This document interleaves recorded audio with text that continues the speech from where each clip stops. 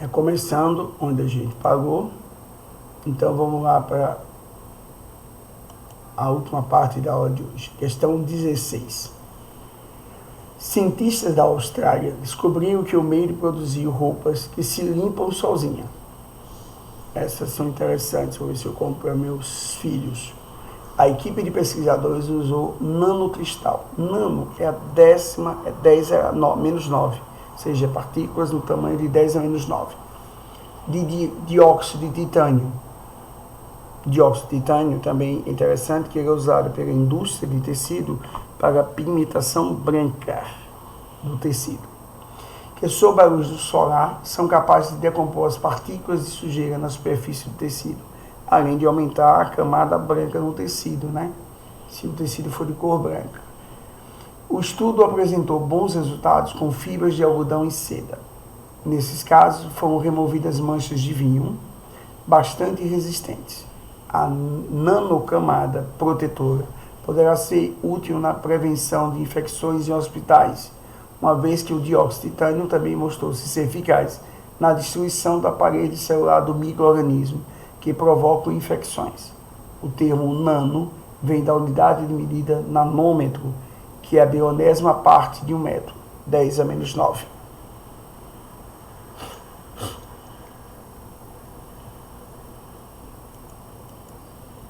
A partir dos resultados obtidos pelos pesquisadores em relação ao uso do nanocristal de dióxido de titânio, TiO2, na produção de tecidos e considerando uma possível utilização dessa substância no combate às infecções hospitalares, pode-se associar que os nanocristais de dióxido de titânio são poucos eficientes em ambientes fechados e escuros. Possuem dimensões menores do que seus átomos formadores. São poucos eficientes na remoção de partículas de sujeiras de natureza orgânica. Destrói o micro-organismo causando infecções por meio da osmose celular. Interage fortemente com o material orgânico devido à sua natureza polar. Ele não comentou nada disso, mas ele comentou aqui no texto o seguinte, descobriram que o meio de produzir roupas limpas e aqui pesquisadores usou dióxido sob a ação da luz solar. Se é sob a luz solar, no ambiente escuro, a reação não ocorre. O que mata a questão que ele disse sob a ação da luz solar. Ele vem aqui e diz, a partir dos resultados dessa substância, pode-se associar que, considerando possível utilização da substância para combate a infecções hospitalares, são poucos eficientes em ambientes fechados e escuros, porque ele depende da energia da luz solar. A letra A é o gabarito.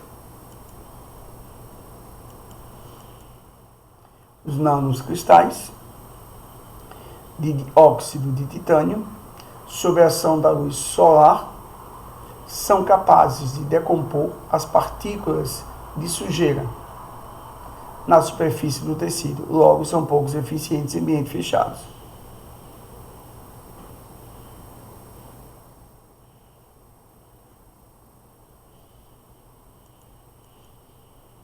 Questão 17. Muitas indústrias e fábricas lançam para o ar, através de suas chaminés, poluentes prejudiciais às plantas e aos animais. Um desses poluentes reage com a água em contato com o gás oxigênio e a água atmosfera, conforme as equações químicas. SO2, que é um óxido ácido, dióxido de enxofre, anidrido sulfúrico ou óxido de enxofre 4, mais O2 formou SO3, o trióxido de enxofre, o anidrido sulfúrico ou óxido de enxofre 6, porque 6, 2 menos, 6 menos aqui é 6 mais. O SO3 com água forma o ácido sulfúrico, a famosa chuva ácida. De acordo com as equações e alteração ambiental decorrente da presença desse poluente, intensifica a formação de chuva ácida, surgimento de ilha de calor, redução da camada de ozônio. Nada disso o texto está falando. Está falando da formação de uma chuva ácida. S mais SO2, SO2, SO3, SO3 mais água, formou ácido sulfúrico. Formação da famosa chuva ácida. Mas só tem essa, né? Nos vestibulares, né?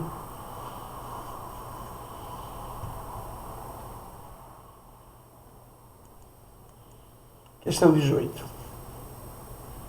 O calcário são materiais compostos por carbonato de cálcio, CaCO3. CaCO3 é um carbonato de cálcio, sal normal, mas quando dissolvido em água, vem de uma base forte de um ácido fraco. Então prevalece o caráter básico, né? Que pode atuar como sorvente de dióxido de enxofre no importante poluente atmosférico. Sorvente aí é na capacidade de reagir, né? As reações envolvidas na presença no processo são ativação do calcário por meio de calcinação e a fixação do SO2 com a formação de um sal de cálcio, como ilustrado pelas equações químicas simplificadas. Considerando-se as reações envolvidas nesse processo de disulfurização, a forma química do sal de cálcio correspondente a carbonato de cálcio, na presença de calor, se decompõe, forma CaO mais CO2. O CaO mais o SO2 mais o meio de O2 forma o sal de cálcio. Primeiro, se o cálcio é 2+, aqui vai formar SO3. Para SO2 com o meio da SO3. Com Ca vai dar CaSO4. Sulfato de cálcio, letra B. Não pode ser esse, porque observe o seguinte, aqui tem um SO3, mas ainda tem um oxigênio. Não foi SO2, fosse sem SO2, SO2 com CaO formava CaSO3. Mas como tem oxigênio, isso aqui vai formar SO3, o gás SO3, né? Não vai formar esse aqui, vai formar um outro óxido, que ao reagir com CaO forma CaSO4. Considerando-se as reações envolvidas nesse processo, a forma química do sal correspondente ao sulfato de cálcio seria CaCO3, se decompõe. Isso aqui forma o CaSO4, porque isso aqui é o SO3, como eu tinha dito.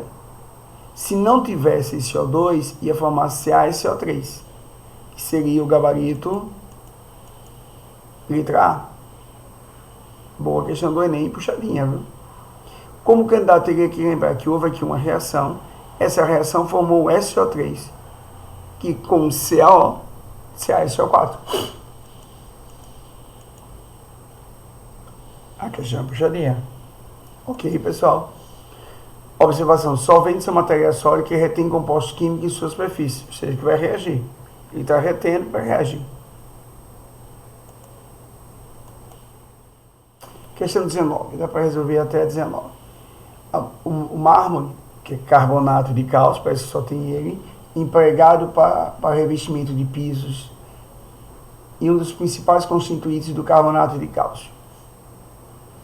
Na limpeza desse piso, em soluções ácidas, ocorre efervescência. Se ocorre efervescência é porque formou H2CO3, que se decompõe em água e CO2. Nessa é a liberação do gás oxigênio, não, do dióxido de carbono, letra D. O H entra aqui no lugar, forma H2CO3, que se decompõe em água e CO2. Ou seja, sempre a mesma substância.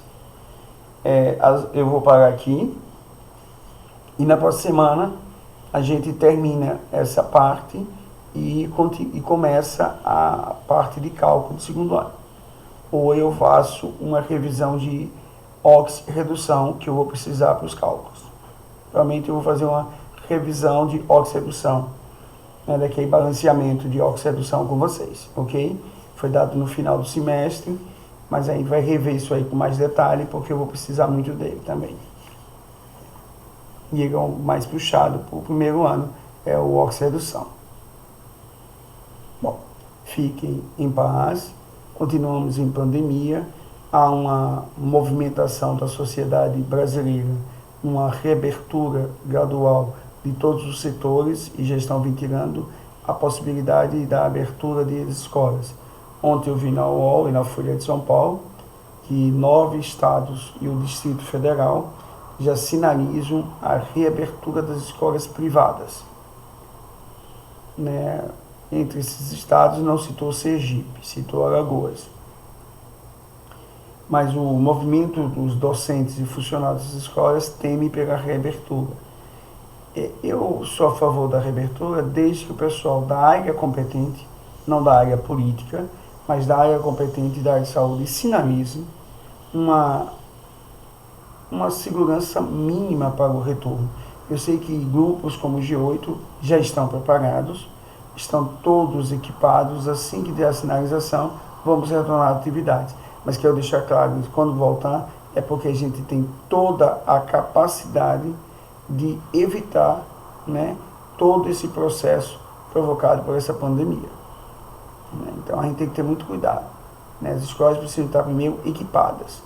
Eu sei que o grupo G8 já se equipou, ou está cada vez mais aprimorando o seu equipamento de segurança, porque nas reuniões ele sempre ventila o que ele está fazendo já para o G8 ficar preparado para as aulas presenciais.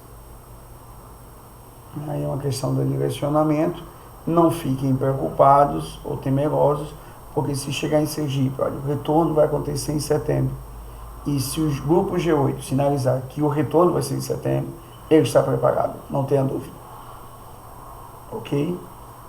Fiquem em paz e até a próxima semana.